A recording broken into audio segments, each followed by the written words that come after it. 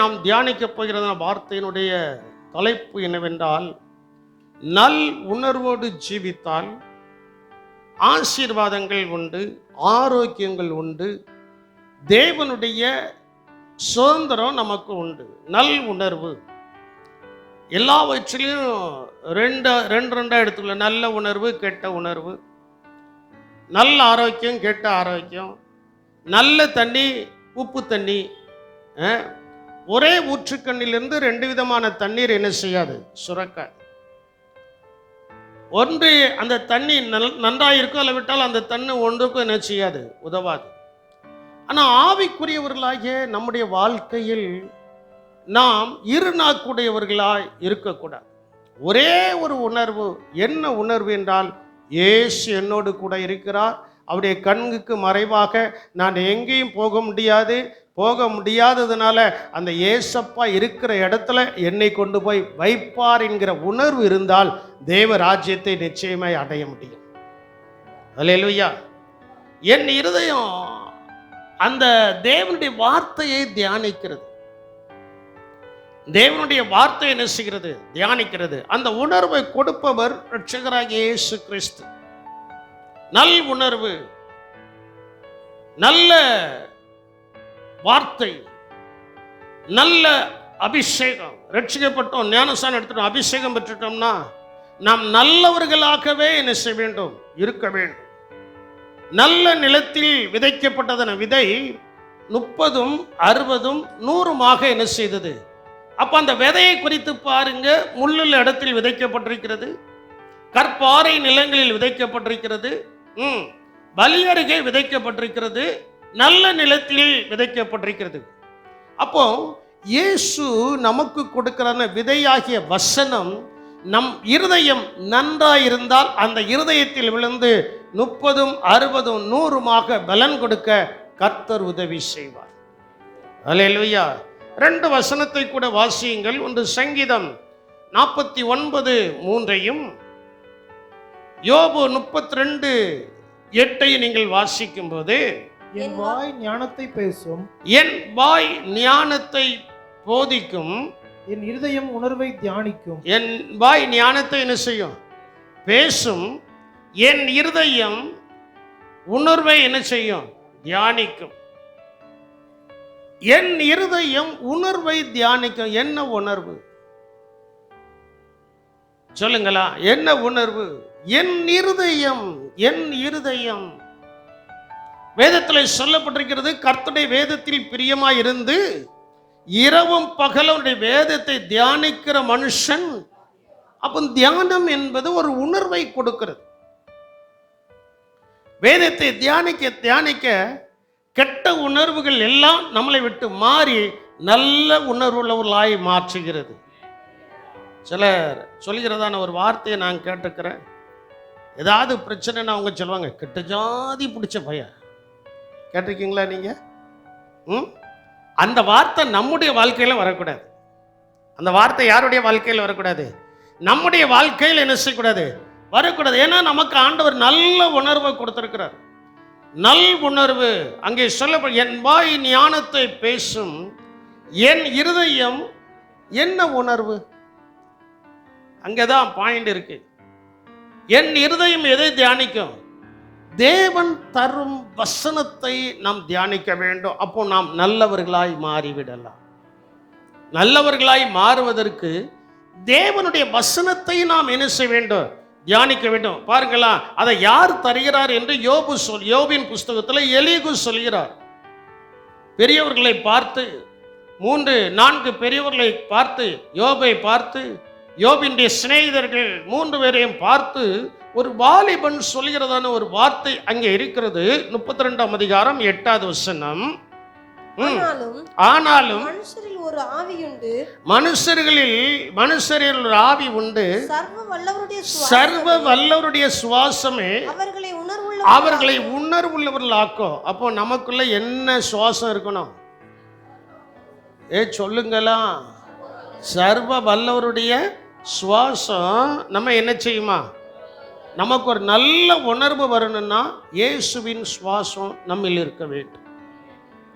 இயேசுவின் சுவாசம் இருந்ததானே ஆதாமும் ஏவாளும் அவர்களுக்குள்ள பாவ உணர்வு இல்லாமல் இருந்தது. என்ன ஒரு உணர்வு இல்லாமல் இருந்தது? பாவ உணர்வு இல்லாமல் இருந்துச்சு. என்னைக்கு மூன்றாவது நபராகிய சாத்தான் சர்ப்பம் தனிமையா இருந்ததான ஏவாள் இடத்துல பேச ஆரம்பித்ததோ, அன்னைக்கு பாவ உணர்வு அவர்களுக்குள்ளே என்ன செய்து விட்டது? வந்து விட்டது.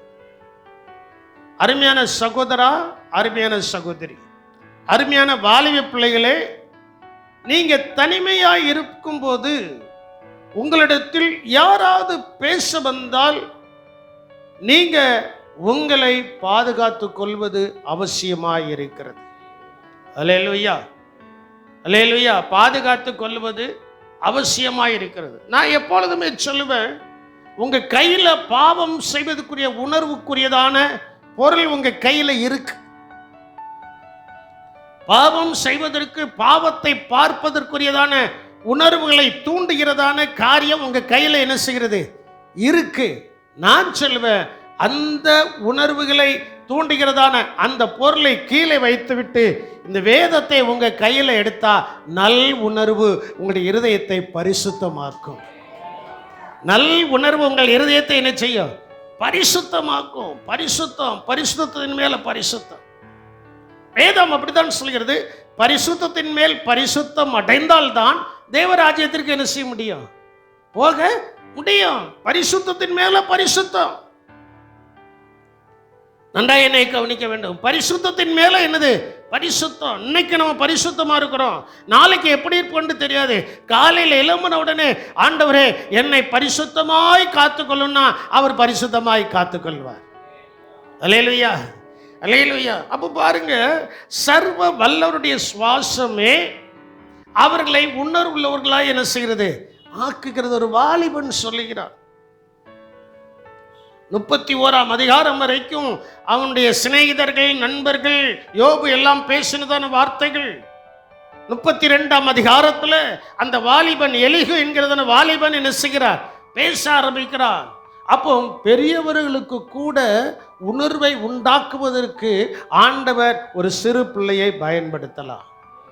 ஒரு சிறு பிள்ளையை என்ன செய்யலாம்? பயன்படுத்தலாம். அங்க அதான் நடந்திருக்கிறது.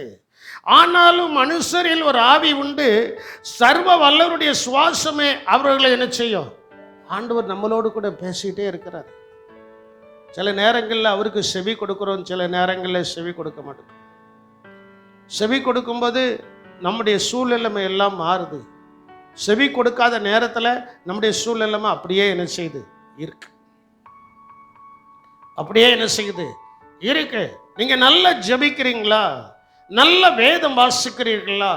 உங்களுடைய உணர்வு பரிசுத்தமா இருக்க வேண்டும். உணர்வு எப்படி இருக்கணும்? யார்கிட்ட பேசினாலும் சரி, யார்கிட்ட பழகினாலும் சரி, உங்களுடைய பரிசுத்தத்தில் ஒரு கடுகளவு கூட, பரிசுத்தத்தில் ஒரு கடுகளவு கூட குறை வராதபடி நீங்கள் உங்களை என்ன செய்யணும்? பார்த்துக்கொள்ளணும். இயேசு எப்பொழுது வருவார்னு யாருக்கும் தெரியாது. அல்லேலூயா. நீங்க அந்த நேரத்தில் எழுப்பி நின்று ஒருவேளை சொல்லலாம், ஆண்டவரே நான் இத்தனை வருஷமா இந்த சபைக்கு போனேன்னு. ஆமாப்பா வந்த, ஆமாம்மா நீ வந்த, ஆனால் அந்த சபையில் என்னை குறித்து, பரிசுத்தத்தை குறித்து, உணர்வை குறித்து உனக்கு போதிக்கப்பட்டுச்சுல்ல, அதை நீ கடைபிடிச்சான்ட்டு ஆண்டவர் கேட்பார். ஆண்டவர் அதைத்தான் என்ன செய்வார்? கேட்பார். ஆகையினால் இந்த உணர்வுகள் என்ற வார்த்தைக்கு ஒரு 7 அர்த்தங்கள் இருக்கிறது. ஒன்று, மனிதனின் உள்ளத்தில் எழும் உள்ளார்ந்த அசைவுகள். உணர்வு எங்கிருந்து எழும்புகிறதா? உணர்வுகள் எங்கிருந்து எழுப்புகிறதா? உள்ளத்தின் ஆழத்தில் இருந்து. ஒருத்தரை கொலை செய்ய போறான், ஒருத்தன் வம்பு இழுக்க போறோம்னா அது எங்கிருந்து தான் எழும்புது? நான் ஆவிக்குரியவர்களுக்கு சொல்றேன், நான் பரிசுத்தமா ஜீவிக்க போறேன், நான் ஜெபிக்க போறேன், நான் வேதம் வாசிக்க போறேன், நான் கர்த்தருக்கு பிரியமாய் நடக்க போறேங்கிற அசைவு எங்கிருந்து எழும்புகிறது? உள்ளத்தின் ஆழத்திலிருந்து. அது நமக்கு தினமும் எழும்பும். உள்ளத்தின் ஆழத்திலிருந்து என்ன செய்யணும்? எழும்பணும். 2வது சொல்லப்பட்டிருக்கிறது இருதயத்தின் எண்ணங்கள். நல் உணர்வு எங்கிருந்து வரும்? இருதயத்தில் சுத்தமுள்ளவர்கள் பாக்கியவான்கள், அவர்கள் தேவனை என்ன செய்வார்கள்? தரிசிப்பார்கள். 3வது, இருதயத்தில் இருக்கிறதான விருப்பங்கள். நமக்கு ஒரு நல்ல விருப்பம் இருக்கணும். எனக்கெல்லாம் என்ன விருப்பம்னா, நான் இதுவரைக்கும் மாம்சிகத்தின் ஆசீர்வாதங்களுக்காக நான் ஜெபிப்பதை பார்க்கலாம், ஒரே ஒரு காரியத்துக்காக ஜெபிப்பேன். ஆண்டவரே, நீர் எப்பொழுது வந்தாலும் நான் உம்மோடு இருக்க வேண்டும். அல்லேலூயா. வேதம் அதைத்தான் சொல்கிறது. முதலாவது தேவனுடைய ராஜ்யத்தையும் அவருடைய நீதியும் தேடுங்கள், அப்பொழுது இவைகள் எல்லாம் உங்களுக்கு எப்படி கொடுக்கப்படுமா? எப்படி கொடுக்கப்படுமா? கூடுதலா. அப்ப நம்முடைய உணர்வு தேவனுடைய ராஜ்யம், நம்முடைய உணர்வு தேவனுடைய நீதி. இந்த தேவ நீதியிலையும் தேவனுடைய ராஜ்யத்திலையும் நாம் இருந்தால் நாம் கடனாளிகளாய் இருக்க மாட்டோம். அல்லேலூயா. கடனாளிகளாய் என்ன செய்ய மாட்டோம்? இருக்க மாட்டோம். இந்த உணர்வு நமக்குள்ள வந்துட்டுனா ஆசீர்வாதத்தின் ஊற்று பொங்க என்ன செய்கிறோம்? ஆரம்பித்து விடும். நம்ம சில நேரங்களில் இந்த உணர்வில் இருக்கிறோம், சில நேரத்தில் இந்த உணர்வுக்கு அப்பாற்பட்டு போயிருந்தோம். அவர் ஊற்றை திறந்து கொஞ்சம் ஆசீர்வதிக்கலான்ட்டு அந்த ஊற்று திறக்கப்படுற நேரத்தில் நம்ம வெளியில போகும்போது இந்த ஊற்று அப்படியே எனக்கு வெளியில வரமாட்டுக்கு, கசிவு என்ன செய்ய மாட்டுக்கு, வரமாட்டுக்கு. சில இடத்துல போர் போடுவாங்க. எத்தனை அடி போட்டாச்சு, இன்னும் புழுதி மண்ணு தான் என்ன செய்யுது, இன்னும் என்னதான் வருது சொல்ல மாட்டேங்கல, இன்னும் என்னதான் வருது, புழுதி தான் வருது. என்ன செய்ய? சரி, இன்னொரு 50 அடி இறக்கு. 50 அடி இறக்கியும் புழுதி தான் என்ன செய்யுது, வருது. இந்த கோயில்பட்டியில் போய் நீங்க போர் போட்டீங்கன்னா குறைஞ்சது 400 அடி போடணுமா?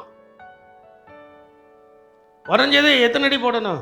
400 அடி போடணும். ஆனால் தூத்துக்குடியிலையோ இந்த வியாபாரிலேயே போய் போட்டால் 10 அடி தோடனா போதும். என்னது வந்துடும்?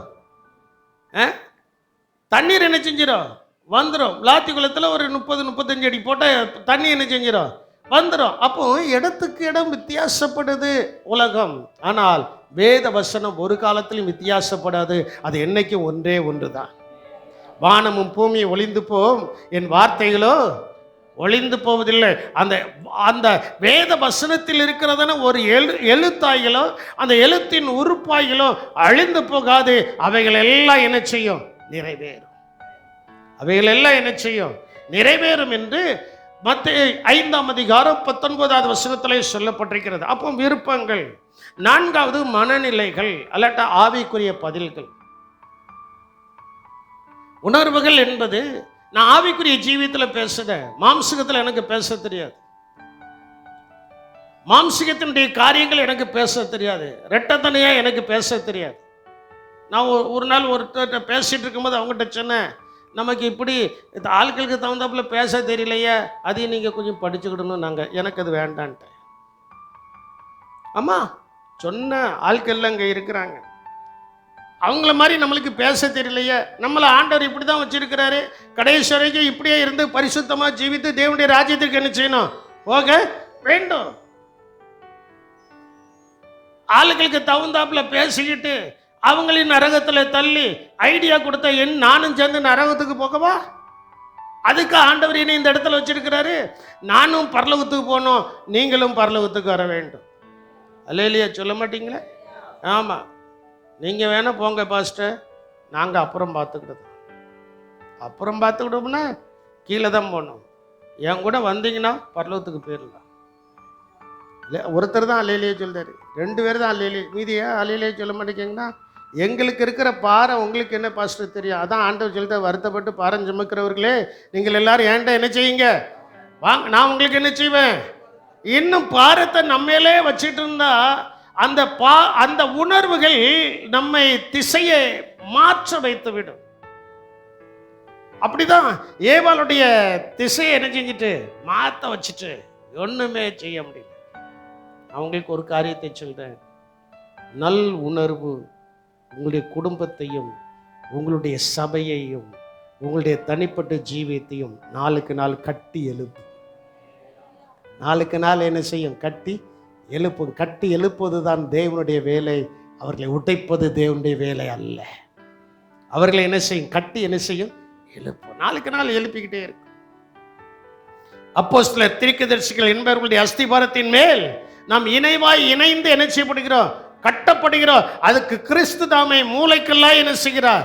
இருக்கிறார். அந்த கல்லின் மேல் கட்டப்படுகிறவர்களை குறித்து நான் சொல்கிறேன், அவர்கள் நல்லவர்கள். அவர்கள் எப்படிப்பட்டவர்கள்?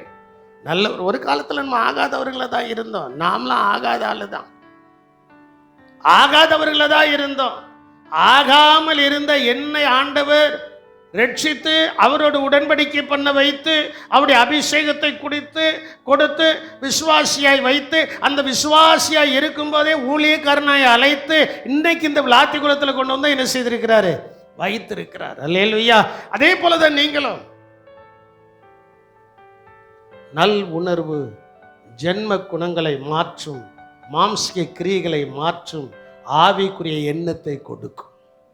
எதை கொடுக்கும் சொல்லுங்க? எதை கொடுக்கும்? ஆவிக்குரிய எண்ணத்தை. ஆவிக்குரிய ரோமர் 8ஆம் அதிகாரத்தை முழுவதும் நீங்க வாசித்து பார்த்தீங்கன்னா அங்க சொல்லப்பட்டிருக்கிறது மாம்சத்துக்குரியவர்கள், ஆவிக்குரியவர்கள். மாம்ச சிந்தை மரணம், ஆவியின் சிந்தியோ ஜீவனும் சமாதானமும். நம்ம வாழ்க்கையில சமாதானம் இல்லை, நம்ம வாழ்க்கையில ஜீவன் இல்லை. சிந்தை எப்படி இருக்கிறது? சிந்தை எப்படி? நல் உணர்வு. அடுத்தாப்புல சொல்வேன் 5வது உள் உணர்வுகள். நல் உணர்வுகள் என்று சொல்லும்போது உள் உணர்வுகள். 6வது மன உணர்வுகள். 7வது அக உணர்வுகள். நல்ல உணர்வு வந்துட்டுனா எப்போதும் முகத்தில் ஒரு மறுமலர்ச்சி இருக்கும். என்னது இருக்கும்? முகத்தில் காசு இருக்கோ இல்லையோ, பணம் இருக்கோ இல்லையோ, அதெல்லாம் என்னுடைய வாழ்க்கையில் எத்தனையோ நேரங்கள் நான் பணம் இல்லாமல் இருந்திருக்கிறேன், எத்தனையோ நேரங்கள் காசு இல்லாமல் இருந்திருக்கிறேன். இப்பவும் இல்லை, ஆரம்ப நாட்களில் எவ்வளவோ கஷ்டப்பட்டிருக்கிறேன். ஆனால் என் முகத்தை பார்த்தா அநேகர் சொல்லியிருக்கிற வார்த்தை, நீங்கள் கிறிஸ்தவர்கள் என்று நாங்கள் நினைக்கிறோம் அப்படின்பாங்க. நீ நினைக்கிறதில்ல, நான் கிறிஸ்தவன் தான். அல்லேலூயா. அப்போ நல் உணர்வுகள், அந்த உணர்வை கொடுப்பது யார்? இரட்சகராகிய இயேசு அவருடைய சுவாசம். அதனால தான் மனுஷன் நல்லவனா இருக்கணும், நல்ல உணர்வுள்ளவனா இருக்க வேண்டும் என்றுதான் ஆதியாகமம் 1ஆம் அதிகாரத்தில் கடைசியாக அந்த மனுஷனை மண்ணினால சிருஷ்டித்து வேற ஒரு சைக்கிள் பம்பை வச்சு பூண்டு ஊதாம அவருடைய சுவாசத்தையே நமக்கு என்ன செய்தாரு? ஊதுனார். அந்த சுவாசம் என்ன சுவாசம்? சொல்ல மாட்டேங்கிறீங்களே. அந்த சுவாசம் என்ன சுவாசம்? நல்ல சுவாசம். அந்த நல்ல சுவாசத்தில் அவங்க ரொம்ப சந்தோஷமாக ஹாப்பியாக பரலோகத்தில் இருந்தாங்க. ஏதேன் தோட்டத்தில் என்ன செய்தாங்க? இருந்தாங்க. நான் உங்களுக்கு ஒன்று சொல்கிறேன், நீங்கள் உங்கள் சந்தோஷத்தை கெடுக்கக்கூடியதான ஏதாவது உணர்வுகள் வந்தால் அதை சீக்கிரமாய் விரட்டி விட வேண்டும். அதை சீக்கிரமாக என்ன செஞ்சிடும்? ஏன்னா அந்த ஆதாமுக்கும் ஏவாளுக்கும் அந்த விரட்ட தெரியல. கர்த்தருடைய பிரமாணம், கர்த்தருடைய கற்பனை, கர்த்தருடைய கட்டளை, அந்த சந்தோஷமான நல்ல உணர்வுகளை கெடுப்பதற்கு சர்ப்பம் அதுகிட்ட பேசும்போது அவ ஒரே ஒரு வார்த்தை சொல்லிருக்கான், அப்பாலே போ சாத்தானே, தேவன் எங்களை நல்லவர்களாய் வைத்திருக்கிறார், நாங்கள் அவருக்கு பிரியமாய் ஜீவிப்போம். அல்லேலூயா. உங்க குடும்பத்திலையும் யாராவது விரோதமாய் வந்து பேச வந்தா அவங்களை பார்த்து ஊண்டு கேட்டுட்டு இருப்பதை காட்டிலையும் முதல் வார்த்தையிலே எங்களுக்கு எல்லாம் தெரியும், நாங்கள் சந்தோஷமாய் இருக்கிறோம், வேறு காரியம் உண்டு என்றால் நீங்கள் பேசுங்கள், அல்லவிட்டால் நீங்கள் போய்கிட்டே இருங்கள். அல்லேலூயா. அப்படி சந்தோஷத்தை கெடுப்பதற்கு கெட்ட உணர்வுகள் வரும், தீமையான உணர்வுகள் வரும். அவைகளை மேற்கொள்வதற்கு சர்வ வல்லவருடைய சுவாசம். நமக்குள்ள என்ன சுவாசம் இருக்கு? 2 கரங்களையும் உயர்த்தி சொல்லுங்க. 2 கரங்களையும் உயர்த்தி, எனக்குள் சர்வ வல்லவருடைய சுவாசம் இருக்கிறபடியினால் நான் நல்ல உணர்வுடையவனாய் ஜீவிக்கிறேன். அல்லேலூயா. அப்ப நமக்குள்ள என்ன சுவாசம் இருக்கு? சொல்லுங்க, என்ன சுவாசம் இருக்கு? இந்த சர்வ வல்லவருடைய சுவாசம் நமக்குள்ள இருக்கிறபடினால தான் இந்த பூமியில சுவாசம் விட்ட நேரத்தில் சுவாசத்தை தந்த இயேசுவிடத்தில் போய் நம்ம ஆவியின் இருக்கிறது, இயேசுவிடத்தில் போய் நம்முடைய ஆத்மா இருக்கிறது, இயேசுவிடத்தில் போய் இளைப்பாறுவதற்குரியதான ஒரு ஸ்தலத்தை கர்த்தர் நமக்கு ஆயத்தம் பண்ணி கொண்டு இருக்கிறார். அல்லேலூயா. நம்மை உணர்வுள்ள ஆக்குவது எதுனா வசனம். வேத வசனத்தை குறித்து சொல்லப்பட்டிருக்கிறது, அது இருபுறமும் சொல்லுங்க, இருபுறமும் கருக்குள்ள பட்டயம். வேத வசனம் தான் நம்மை நல்லவர்களாய் மாற்றுகிறது. வேத வசனம் தான் நம்மை நல்லவர்களாய் என்ன செய்கிறது? சில நேரத்தில் பாஸ்டர் யூடியூப்பில் ஏதாவது சாட்சியை காட்டி சொல்லுவார், கொலைக்காரனை ஆண்டவர் மாற்றிருக்காரு, ஜெயிலில் வச்சு என்ன செஞ்சிருக்காரு, மாற்றிருக்காரு அப்படிம்பாங்க. நல்லது. எது மாற்றிருக்கு சொல்லுங்க, எதுதான் மாற்றிருக்கு? நீதிபதி கொடுத்த தண்டனை அல்ல, தண்டனைகள் அல்ல, இயேசுவின் வசனம் நம்மை நல்லவர்களாக என்ன செய்கிறது, மாற்றுகிற. 119ஆம் சங்கீதத்திலிருந்து சில வசனங்களை தியானிக்க போகிறோம். 169வது வசனத்தை நீங்கள் வாசிக்கும்போது, 119 169 நீங்கள் வாசிக்கும்போது, கர்த்தாவே என் கூப்பிடுதல் உமது சந்நிதியில் வருவதாக, உமது வசனத்தின்படியே என்னை உணர்வுள்ளவனாக்கும். அல்லேலூயா. இன்னைக்கு காலையில் ஒரு காரியத்தை நான் சொன்னேன். நான் சொல்ல போற காரியம் உங்களுக்கு ரொம்ப கஷ்டமா இருக்கும். ஆராதனைக்கு வர்றதுக்கு முன்னால எத்தனை பேர் செல்லை நோண்டிட்டு வந்தீங்க? செல்லை நோண்டிட்டு வந்தா போதகர் உங்களுக்கு என்ன ஆசீர்வாதமான வார்த்தையை கொடுக்க போறாரோ அது உங்க மண்டையில ஏறவே ஏறாது. ஏன்? அதுக்கு முன்னால நீங்க என்ன செய்தாச்சு? ஒன்னு வேதாகமத்தை வாசித்திருக்கணும், இரண்டாவது ஒரு ஏக்கத்தோடு ஒரு வாஞ்சையோடு சபையில வந்து, ஆண்டவரே நீர் எனக்கு தரப்போகிற வார்த்தை என்ன அப்படின்ட்டு நீங்க வந்து உட்கார்ந்துருந்தா ஆண்டவர் உங்களுக்கு ஒரு நல்ல உணர்வை கொடுத்து ஒரு நல்ல ஆசீர்வாதத்தை கொடுப்பார். அல்லேலூயா. நான் தொடவே மாட்டேன், தொடமாட்டேன், என்னதான் இருக்கட்டும். எனக்கு தேவன் தருகிறதான ஆசீர்வாதம். நீங்கள் என்ன செய்தீங்கன்னா யூடியூப் எல்லாம் போட்டு கேட்டுட்டு கடைசியாக வந்து உட்காருதீங்க, அதுதான் மண்டையில் இருக்கும். இங்கே கொடுக்குற வார்த்தை எங்கே இருக்காது சொல்லுங்க, இங்கே கொடுக்குற வார்த்தை எங்கே இருக்காது மண்டைக்குள்ளே. டிவியில் பார்த்ததான காரியம்தான் மண்டையில் இருக்கும். நான் ஞாயிற்றுக்கிழமை காலையில் எந்திரிச்சாச்சுன்னா டிவியும் பார்க்க மாட்டேன், யூடியூப்பும் பார்க்க மாட்டேன், எதையும் பார்க்க மாட்டேன். தேவனுடைய வசனம், தேவனுடைய பாடல். அல்லேலூயா.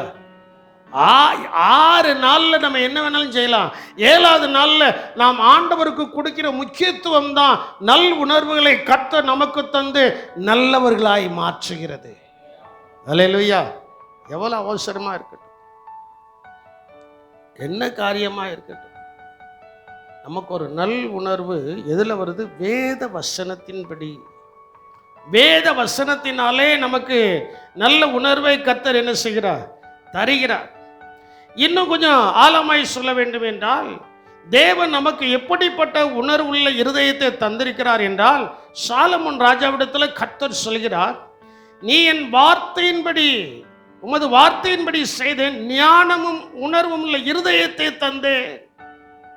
1 ராஜாக்களின் புஸ்தகம் 3ஆம் அதிகாரம் 12வது வசனத்துல சொல்லப்பட்டிருக்கிறது, உமது வார்த்தையின்படி செய்து ஞானமும் உணர்வுள்ள இருதயத்தை. அப்போ பாருங்க, தேவனுடைய வசனத்தின்படி செய்யும் போது நமக்கு உணர்வுள்ள இருதயம் மட்டுமல்ல, அதுல என்னது இருக்கு சொல்லுங்களா? என்னது இருக்கு?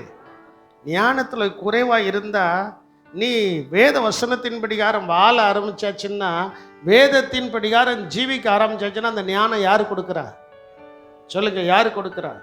கடந்த நாட்களில் ரொம்ப வியாகுலங்கள் எங்களுக்கு. இத்தனை வருஷம் ஆயிருக்கு, பிள்ளைகள் எல்லாம் படிக்கிறாங்க, ஒரு அரசாங்க வேலைக்கு போக முடியல. அப்போ அதை கேள்விப்பட்ட உடனே புற மதத்தினர்லாம் புற மார்க்கத்தாரெல்லாம் போகும்போது நம்ம பிள்ளைகளை குறித்து கேள்விப்பட்ட உடனே இருதயத்தின் ஆழத்தில் ஜெபம் பண்ணோம். யாரெல்லாம் வேலைக்காக ஆயத்தமாகி கொண்டு இருக்கிறாங்க அவங்களுக்காக ஜெபம் பண்ணிட்டு இருக்கோம். ஆண்டவரே, நடப்பு ஆண்டில் எப்படி அவங்களுக்கு வேலை என்ன செஞ்சிடணும்? கொடுத்துடணும். நாங்கள் ஜெபம் பண்ணதோம். நீங்கள் ஜெபம் பண்ணதீங்களா?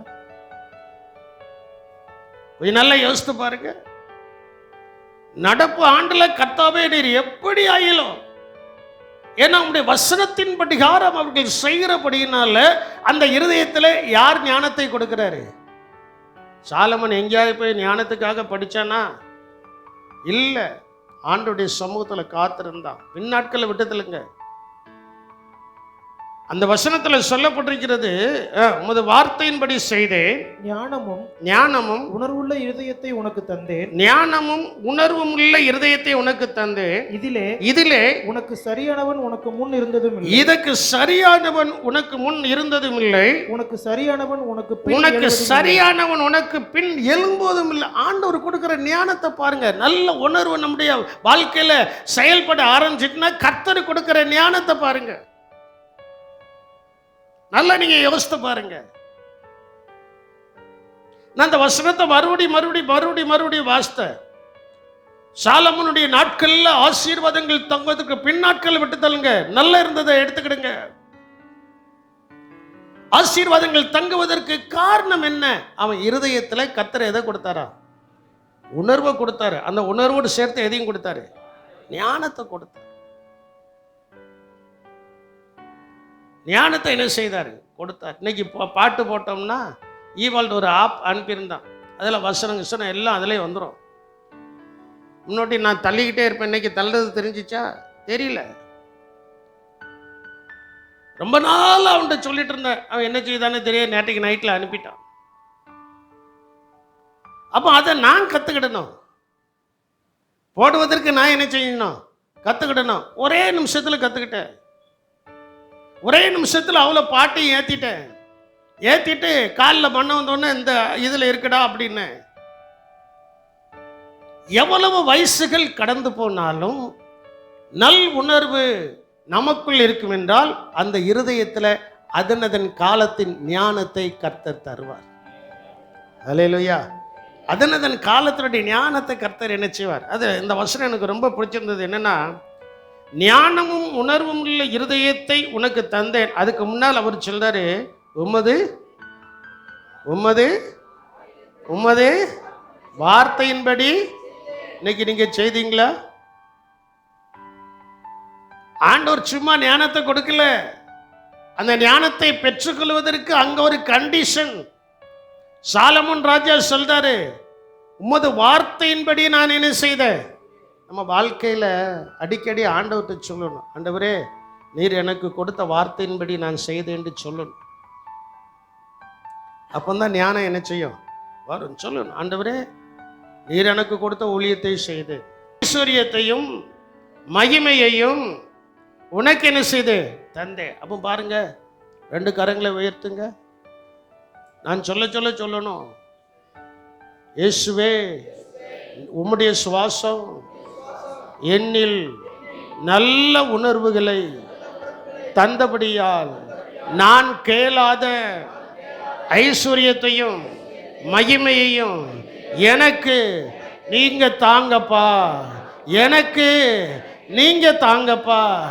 நல்ல உணர்வு, நான் கேளாத ஐஸ்வர்யத்தையும் ஆசீர்வாதத்தையும் எனக்கு தரும் என்று நான் நம்புகிறேன். நம்புகிறவர்கள் மட்டும் நல்ல தலைக்கு மேலாக கரங்களை கொட்டி நல்லா நீங்க புரிஞ்சுக்கிடுங்க. நம்ம கேட்கவே வேண்டாம்.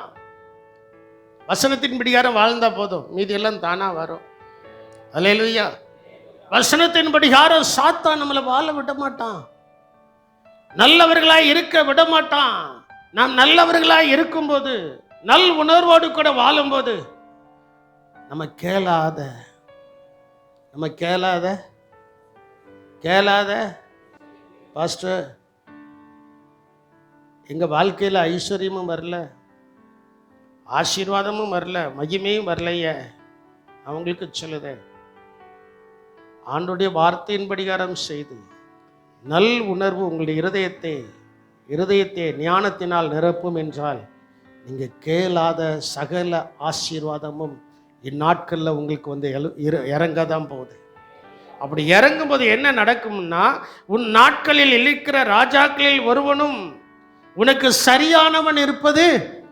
அப்போ நீங்கள் வசிக்கிற இடத்துல உங்களுக்கு சரியானவன் இல்லாமல் போவதற்கு ஆண்டவர் உங்களை எல்லா கோணங்களிலும் உயர்த்தி வைப்பதற்கு அவர் எதிர்பார்ப்பது என்னவென்றால், அவருடைய சமூகத்தில் முழங்கால் படிட்டு சொல்லணும், ஆண்டவரே நீர் சொன்னதை நான் செய்தேன். என்ன சொல்லணும்? எல்லாரும் சொல்லுங்க. உங்களுக்கு ஆசீர்வாதம் வேணுமா? அதுக்கு தான் நான் சொல்லுதேன், நீர் சொன்னதை நான் செய்தேன். முழங்கால் போட்டு காலையில் எழும்பின உடனே சொல்லணும்.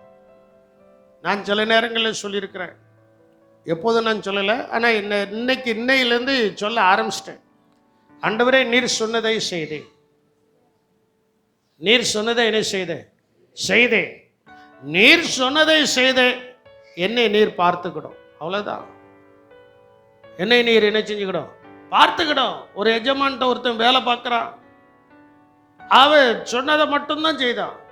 நான் சொல்றது உண்மையா பொய்யா? எஜமான்ட்ட ஒருத்தன் வேலை பார்க்குறான், எஜமான் என்ன வேலை கொடுக்குறாரோ அதை செய்தான். செய்து முடிச்சதுக்கு அப்புறம் அவன் கை நிறைய என்னது கிடைக்கு, கை நிறைய எது கிடைக்கு, பணம் கிடைக்கிறது, சம்பளம் கிடைக்கிறது. அதே போலதான் இயேசுநாதர் சொன்னதை நம்ம செய்து விட்டோம்னா கேளாத ஆசீர்வாதத்தை அவரால் மட்டும்தான் கொடுக்க முடியும், வேற யாராலையும் கொடுக்க முடியாது. அவரால் மட்டும் கொடுக்கக்கூடிய ஒரு ஆசீர்வாதம் உண்டு என்றால் நான் கேட்கவே இல்லை, கர்த்தர் தாரா. அல்லேலூயா. நான் கேட்கவே இல்லை, யார் தாரா? சொல்ல மாட்டேங்கிங்களே, என் கூட வர மாட்டேங்கிங்களே. நான் கேட்கவே இல்லை, எனக்கு யார் தாரா? நான் கேட்கவே இல்லை, எனக்கு யார் தாரா? நான் என்ன செய்தேன்னா அவர் என்ன சொன்னாரோ அதை செய்தேன். கல்யாண வீட்டில் ரசம் குறைவு போட்டுட்டு சில முந்திரி கொட்டைகள் இருக்கும்ல, மரியாதம்மா ஒரு முந்திரி கொட்டை போய் டக்குண்டு போய் ரசம் குறைய போட்டுட்டு அப்படின்னு சொன்னோன்னே இயேசுநாதர் வாயை அடைச்சு விட்டுட்டாரு. ஸ்திரியே உனக்கும் போ. அடுத்தாப்புல போன நேரே அங்க இருக்கிற ஆட்களை பார்த்து சொன்னா என்ன சொன்னா, அவர் என்ன சொல்லுகிறாரோ, அவர் என்ன சொல்கிறார் அதன்படிக்கார என்ன செய்யுங்க செய்யுங்கன்ட்டு அந்த அம்மா போயிட்டு, அந்த அம்மா போனதுக்கு அப்புறம் இயேசு ஒரு நேரத்தை குறித்திருந்தார். அந்த நேரத்தில் சீசர்களை கூப்பிட்டாரோ, பந்தி விசாரிப்புக்காரர்களை கூப்பிட்டாங்களோ, கூப்பிட்டு எப்பா அங்க எத்தனை கற்சாடி இருக்கு? 6. 6 கற்சாடியில் என்ன இருக்கு? வெறுமையா இருக்கு. 6 கற்சாடியில் என்னது இருக்கு? வெறுமையா இருக்கு. அது தண்ணீர் நிரப்பு. ஒவ்வொரு கற்சாடியும் எத்தனை குடம் தண்ணி பிடிக்குமா? 3 அல்லது 6 குடம் தண்ணீர் பிடிக்கக்கூடிய கற்சாடி. அதை நம்ம லாங்குவேஜில் சொல்லணும்னா குதுல் பார்த்துருப்பீங்களா, அதே மாதிரி அது பெருசாக இருந்திருக்கும். 6 குடம் தண்ணீர்னா எப்படி இருக்கும்? 3 குடம் 3 குடம் தண்ணீர் பிடிக்கக்கூடிய அளவுக்கு அது பெருசாக இருந்துச்சு. பெரிய குத்துப்போனி, பெரிய குத்துப்போனி. அந்த குத்துப்போனி நிறைய தண்ணியை நிரப்பிட்டான். இயேசுநாதர் தொடவும் இல்லை, எந்திரிச்சும் என்ன செய்யலை, போக இல்லை. அவர் ஒரு வார்த்தை மட்டும் சொன்னார், போங்க அதை மொந்து பருமாறுங்க. பருமாறினவன் பார்த்தான், குடிச்சு பார்த்தான், இது பயங்கரமா இருக்கு. ருசியா என்ன செஞ்சுட்டு மாறிட்டு கேளாத ஆசீர்வாதம். அல்லேலூயா. கேளாத ஆசீர்வாதம், கேளாத ஆசீர்வாதம் உங்களுடைய வாழ்க்கையில் வரும்னா அவர் என்ன சொல்கிறார் அதன்படியாரம் செய்யுங்க. நான் ஒரு முறை நம்ம பிள்ளைகள்கிட்ட சொன்னேன், VBS நடக்கும்போது சொன்னேன், ஒருத்தருக்காவது பாஸ்டர் என்ன சொல்றாரோ அதுபடியாரம் செய்யுங்கன்னு சொல்லதுக்கு உங்களுக்கு மனசு வருதான்னு. பாஸ்டர் என்ன சொல்றாரோ அதன்படியாரம் செய்யுங்க. மனசு வரல, அந்த மனசு வரலன்னா அங்க கோபம் வந்துடும். அங்க டக்குன்னு ஒரு வார்த்தை என்ன செஞ்சிடும், வந்துடும். இயேசுநாதரும் என்னுடைய வீடு ஜெப வீடு, அந்த ஜெப வீடை கல்லர் குகையை ஆக்காதீர்கள் அவர் சொல்லியிருக்கிறாரு. ஏட்டி புட்டிக்கு பண்ணா அவருக்கு கோபம் வந்துட்டு விரட்டி அடிச்சிட்டார். என் அன்பு தேவனுடைய சின்னமே, தேவனுடைய பிள்ளைகளே, நீங்கள் நன்றாய் கவனிக்கணும். அந்த ஸ்திரீ மரியாள், அவள் போய் சொல்கிறார், அவர் என்ன சொல்லுகிறாரோ அதன்படி யாரும் செய்யுங்க. செய்தாங்க, ருசி வந்துட்டு. செய்தாங்க, என்னது வந்துட்டு? உங்க வாழ்க்கை ருசி இல்லாம இருக்கா? இன்னைக்கு ஆண்டவருடைய வார்த்தையின் படிக்கார நான் செய்வேன்னு சொல்லியாச்சுன்னா சூழ்நிலை எல்லாம் மாறி நீங்க உங்களுக்கும் உங்களுடைய குடும்பத்திற்கும் உங்களுடைய சபைக்கும் உங்களை பார்க்கிற யாவருக்கும் உங்களுடைய சந்ததிக்கும் இனஜன பெந்துக்கும் கர்த்தர் உங்களை ருசி உள்ளவர்களாய் மாற்றுவார். அல்லேலூயா. அதற்கு தேவை என்ன? இன்னைக்கு அவசியமான இதையெல்லாம் நம்ம விட்டுட்டு அவசியம் இல்லாத எல்லாத்தையும் நம்ம யோசிப்போம், சிந்திப்போம், செய்வோம். அவசியமானது ஒன்றே ஒன்று, கர்த்தர் என்ன சொல்கிறாரோ அதன்படி செய்கிறவர்கள் பாக்கியவான்கள், அவர்கள் தேவனுடைய ராஜ்யத்தில் இருப்பார்கள். அல்லேலூயா. சாலமன் அதான் சொல்றான். சாலமன் அதான் சொல்றான், உமது வார்த்தையின்படி என்ன செய்த உடைய வார்த்தையின்படி யாரோ அந்த உணர்வு அவனுக்குள்ள வந்துச்சு பாருங்க. அந்த உணர்வு அவனுக்குள்ள வந்ததுனால உடைய வார்த்தையின்படி யாரோ செய்தேன், அதனால ஞானமும் உணர்வும் உள்ள இருதயத்தை எனக்கு என்ன செய்து, அந்த இருதயத்தில் ஞானம் வந்துச்சு. இதை மட்டும் ஆண்டவர் கொடுக்கல, கேளாத எனக்கு அதுதான் ரொம்ப ஆசீர்வாதம். செய்தேன் ஆண்டவருடைய வார்த்தை, ஆண்டவருடைய வார்த்தையின்படி யாரும் செய்தேன், செய்த எனக்கு நான் கேட்கலப்பா. நான் என்ன செய்யல சொல்லுங்க, நான் என்ன செய்யல, கேட்கல.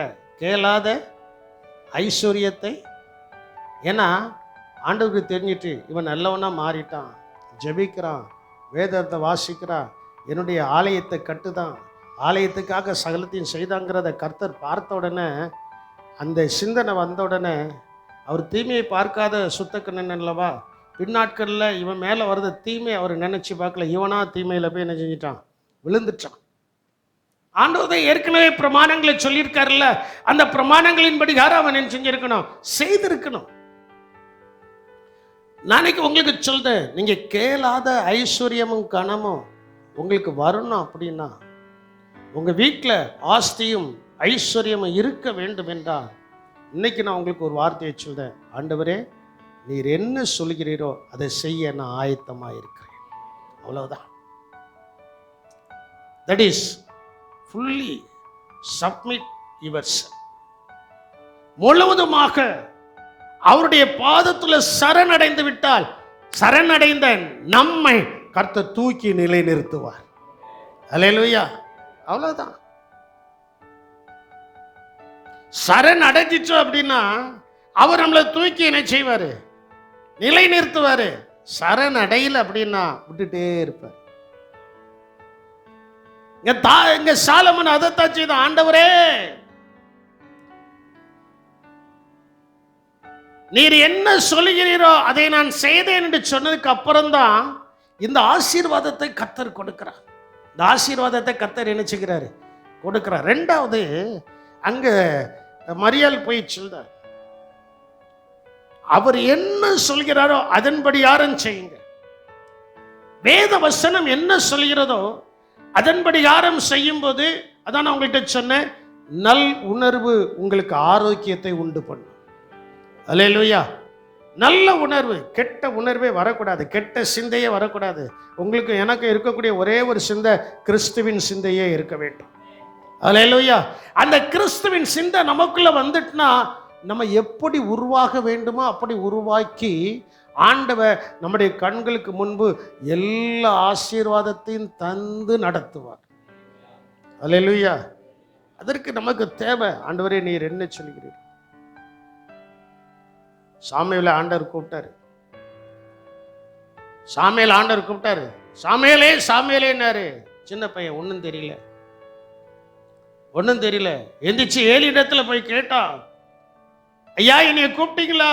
இல்ல, நீ போய் படுத்துக்க. மறுபடியும் கர்த்தர் கூப்பிட்டார். மறுபடியும் ஏலி இடத்தில் ஓடி போனா, நீ போய் படுத்துக்க. மறுபடியும் கூப்பிட்டாரு, ஏலி இடத்தில் ஓடி போனா, கூப்பிட்ட சத்தத்துக்கு எழுந்துச்சிட்டான். நம்மளாம் என்ன செய்வோம்னா, ஆண்டவர் கூப்பிட்டார்னா இப்படி ஒரு நெளிவு, இப்படி ஒரு நெளிவு. கர்த்தருக்கு தோத்திரம். நெலிஞ்சு நம்முடைய வாழ்க்கையை என்ன செஞ்சிட்டு நெலிஞ்சு போச்சு. ஆண்டவர் செம்மையானவர்களாய் நம்மை சிருஷ்டித்தார். ஆனால் மனிதர்களோ கோணலான பாதைகளை என்ன செய்தார்கள், தெரிந்து கொண்டார்கள். சாமுவேலை கூப்பிட்டார். கடைசியா ஏலி சொல்லி கொடுக்கிறான், விவரமானவன் சொல்லி கொடுக்கிறான், இனி உன்னை கூப்பிட்டா நீ எலும்பி சொல்லும் அடியேன். ஆண்டவர் அவனை உயர்த்தினாரா உயர்த்தலையா?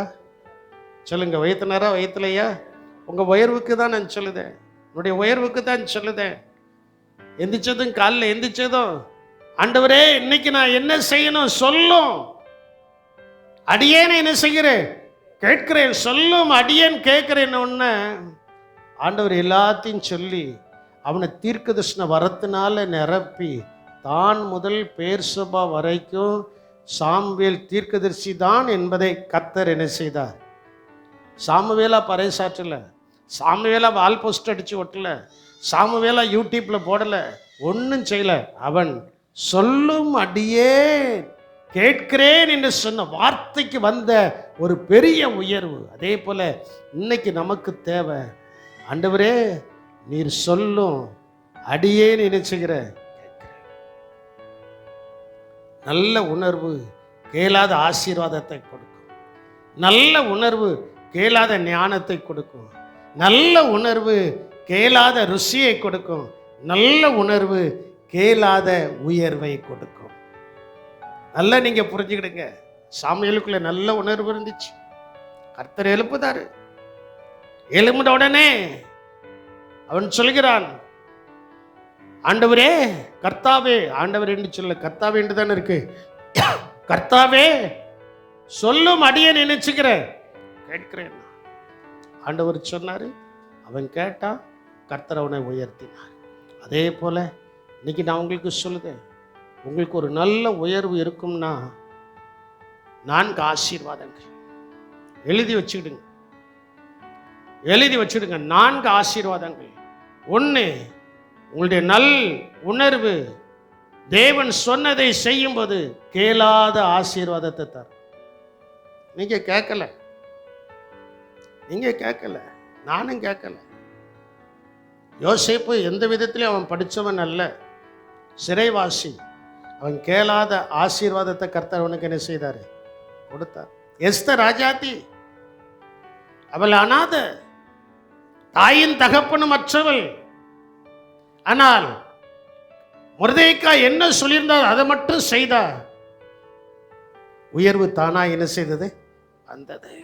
என் அன்பு தேவனுடைய ஜனமே, ஒன்று நீங்க நல்லா புரிஞ்சுக்கணும், ஆண்டவரே நீர் சொல்லும் நான் செய்வேன், நீர் சொன்னதை நான் செய்தேன். கேளாத ஆசீர்வாதம் வந்தது. கேளாத ஆசீர்வாதம் என்ன செய்தது? வந்தது. 2வது, நீர் சொல்லும் நான் செய்வேன். ருசி வந்தது. என்னது வந்தது? என்னது வந்தது? ருசி. 3வது, நீர் சொல்லும் நான் கேட்கிறேன். ஞானம் வந்துச்சு. ஞானம் என்ன செய்துச்சு? நம்ம பிள்ளைகள் எல்லாம் ஞானத்துல குறைவுள்ளவர்களாக இருக்கக்கூடாது. பார்த்தாலே அந்த போஷனை பார்த்தாலே அது இருதயத்துக்குள்ள போயிடணும். அதுக்குரிய ஞானத்தை கர்த்தர் உங்களுக்கு கொடுக்கணும். அப்படின்னா அவர் சொன்னதை செய்யணும். அவர் சொன்னதை என்ன செய்யணும்? செய்யணும். அவர் சொன்னதை செய்யணும். அப்போ கேளாத ஆசீர்வாதம், ருசி, ஞானம். 4வது, அவர் சொன்னதை செஞ்சாச்சுன்னா உலகம் முழுவதும் நமக்கு ஒரு உயர்வை கர்த்தர் கொடுக்க போறார். அல்லேலூயா. அதுதான் நடந்துச்சு சாமுவேலுடைய வாழ்க்கையில். அதான் நடந்துச்சு. ஒரு வயசுலயே அவனுடைய தாயின் தகப்பன் எங்க கொண்டு விட்டுட்டாங்க? எங்க கொண்டு விட்டுட்டாங்க? தேவனுடைய ஆலயத்துல கொண்டு போய் விட்டுட்டாங்க. தேவனுடைய ஆலயத்துல விட்டதுனால என்ன நடந்துச்சு? கர்த்தர் பேச ஆரம்பித்தார். கர்த்தர் என்ன செய்தாரு? இன்னைக்கு நீங்க தேவனுடைய ஆலயத்துக்கு வந்திருக்கீங்க, உங்களோட யார் பேசணும்? கர்த்தர் பேசணும். அந்த சத்தம் உங்க காதில் விழுந்தால் உங்களுக்கு உயர்வு வரும். உங்களுக்கு என்னது வரும்? உயர்வு. என்ன செய்யும்? எப்படிடா ஆச்சு? இது மனித கண்களுக்கு ஆச்சரியமா இருக்கும். தேவன் செய்கிற காரியங்கள் எந்த கண்களுக்கு ஆச்சரியமா இருக்கும்? மனித கண்களுக்கு எப்படி இருக்கும்? ஆச்சரியமா. அப்படி கர்த்தர் நம்ம நடத்தணும் அப்படின்னா இன்னைக்கு நீங்க நல்லா புரிஞ்சுக்கிடணும். ஆண்டவரே நான் நல்ல உணர்வோடு இருப்பேன். நல்ல உணர்வோடு இருக்கிற என் இருதயத்தில் ஞானத்தை தார். நல் உணர்வோடு இருக்கிற நான் சொன்னதை செய்யும்போது கேளாத ஐஸ்வர்யத்தை தார். நல் உணர்வோடு இருக்கும்போது என் வாழ்க்கையில் ஒரு ருசி நிறைந்த வாழ்க்கை எனக்குள் உண்டாக்கட்டும். நல் உணர்வோடு இருக்கும்போது உம்முடைய சத்தம் என் காதலை கேட்டு என்னை உயர்த்தியறலாம். என்ன செய்யும்? உயர்த்தும். என்ன செய்யும்? உயர்த்தும். அந்த நல் உணர்வு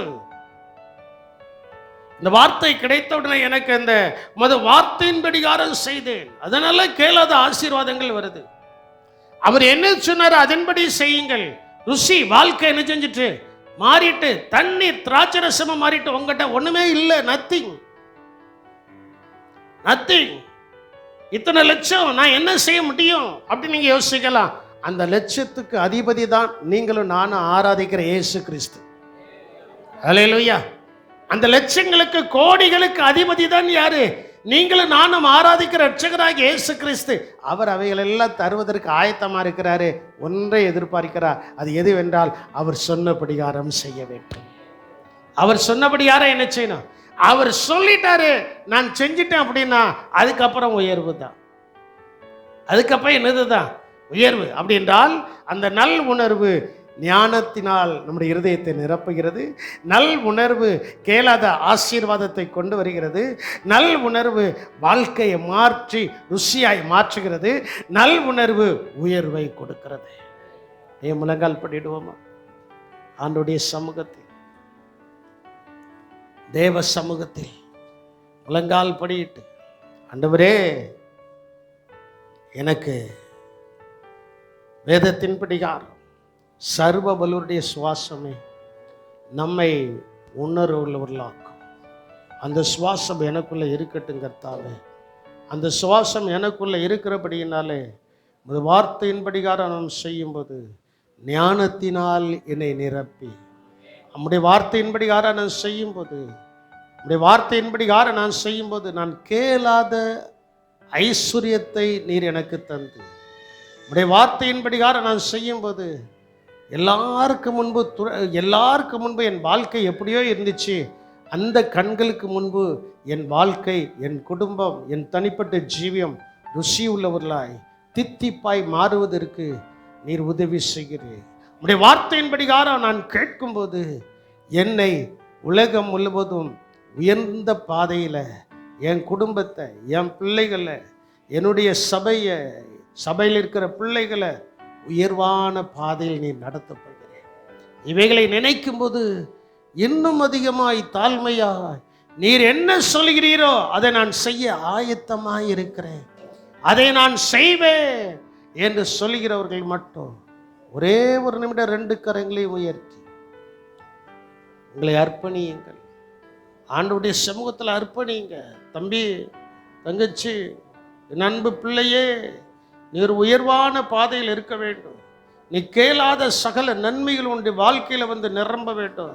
நிரம்புவதற்கு அவர் எதிர்பார்ப்பது என்னன்னா, அவ்வளோ பெரிய ராஜா சாலமன் சொல்கிறார், நீர் சொன்னதை உமது வார்த்தையின்படிகாரம் நான் செய்தேன். இன்னைக்கு ஆண்டவர் நிறைய வார்த்தைகளை எழுதி நம்முடைய கையில் கொடுத்துட்டாரு. இன்னைக்கு அந்த வார்த்தையின்படிகாரம் நாம் செய்தால்,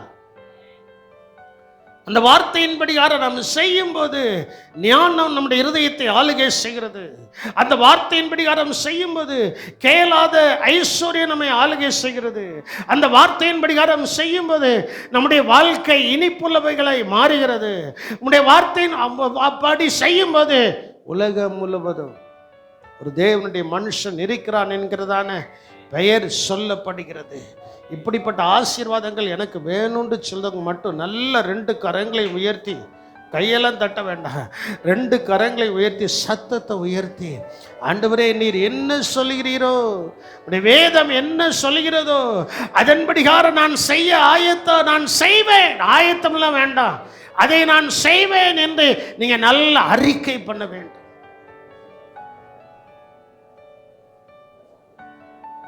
மற்ற நேரம்லாம் எவ்வளோ சவுண்டு வருது, இப்போ ஆண்டவருடைய சமூகத்தில் உங்கள் சவுண்டு வரணும்.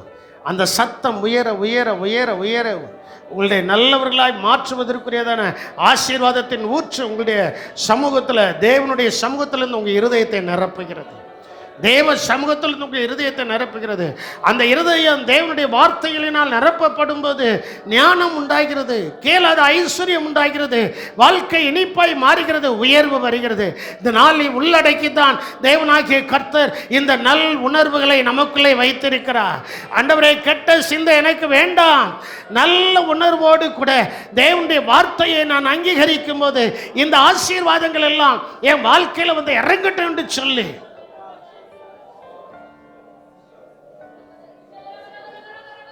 எங்கள் கிருபை உள்ள தேவனே, மே துதிக்கிறோம், மே ஸ்தோத்திரிக்கிறோம். யாரெல்லாம் 2 கரங்களை உயர்த்தி உம்முடைய ஞானத்திற்கும் கேளாத ஐஸ்வர்யத்திற்கும் இனிமையான வாழ்க்கைக்கும் உயர்வுக்கும் நீர் சொல்லுகிறபடிகார நான் செய்வேன் என்று நல் உணர்வோடு கரங்களை உயர்த்தி உம்மை துதித்தார்களோ, ஸ்தோத்தரித்தார்களோ, அவருடைய வாழ்க்கையில் இந்த 4 ஆசீர்வாதத்தையும் தேவனாகிய கர்த்தர் கொடுத்து தம்முடைய பிள்ளைகளை மகிமையாய் நீர் உயர்த்தி அருளும்படியாய் ஜெபிக்கிறோம். சகல கண்களும் பார்க்க, சகல நபர்களும் பார்க்க, சொந்தங்கள் பார்க்க, இனஜந்துக்கள் பார்க்க, பழையினவர்கள், நண்பர்கள், சிநேகிதர்கள் பார்க்க, இது எப்படி ஆயிற்று என்று கன்னத்தில் கை வைத்து ஆச்சரியமாய் பார்க்கக்கூடிய அளவுக்கு தேவனாகிய கர்த்தருடைய வார்த்தை இவர்களிலே செயலிலே வந்து இது கர்த்தராலே ஆயிற்று என்று சொல்லி கர்த்தரை மகிமைப்படுத்த, தேவனை உயர்த்த, தேவாதி தேவனை உயர்த்தி பிடிக்க கர்த்தர் அனுக்கிரகம் பாராட்டியருளும்படியாய் இந்த ஆசீர்வாதங்களுக்கு ஒரே ஒரு காரியத்தை சாலமோன் சொல்லும்போது ஒரு வார்த்தையின்படி ஆரம்பிச்சு, மரியாள் சொல்லும்போது அவர் என்ன சொல்கிறாரோ அதன்படி ஆரம்பிச்சு, ஏலி சொல்லும்போது சொல்லும் அடியேன் கேட்கிறேன் என்று சொல்லும்போது, ஆண்டவரே இந்த பரிசுத்தவான்கள் பரிசுத்தவாட்டிகள் நடந்த அதே பாதையிலே சென்று எங்கள் இருதயம் ஞானத்தினால் நிறையப்பட்டு நாங்கள் கேளாத ஐஸ்வர்யத்தை கொடுத்து எங்களுடைய குடும்பத்தை, தனிப்பட்ட ஜீவியத்தை, வாழ்க்கையை இனிப்பாக்கி இவைகளினால் எங்களுக்கு ஒரு உயர்வை கொடுப்பதை ஜனங்கள் கண்டு உண்மை அறிந்து கொள்ள நீர் எங்களை ஒரு கருவியாக பயன்படுத்தும். ஆசீர்வதியும். இயேசுவின் நாமத்தில் ஜெபிக்கிறோம் எங்கள் ஜீவன் உள்ள நல்ல தகப்பனே. ஆமென்.